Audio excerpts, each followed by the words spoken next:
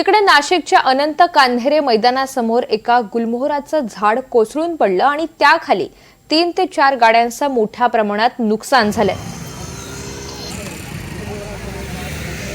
या घटनेचा आढावा घेतलेला आहे आमचे प्रतिनिधी वैभव घुगे यांनी। पाहूयात। नाशिकमध्ये 2 दिवसांपासून जोरदार पाऊस हा सुरू होता।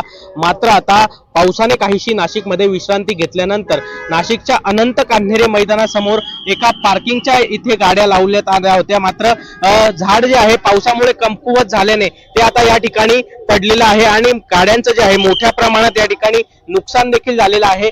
सुदैवाने या ठिकाणी गाड्यांमध्ये कोणीही नसून कुठलीही जीवितहानी जी आहे ती या ठिकाणी झालेली नाहीये। अग्निशमक दलाकडून जे आहेत ते या ठिकाणी झाड काढण्याचं काम सुरू आहे। एकूण 4 गाड्या ज्या आहेत त्या या ठिकाणी झाडाखाली दबलेल्या आहेत। त्या ठिकाणी ती क्रेटा असेल, इनोवा क्रिस्टा असेल, स्विफ्ट डिझायर असेल, बलेनो असेल, अशा 4 गाड्या ज्या आहेत त्या या ठिकाणी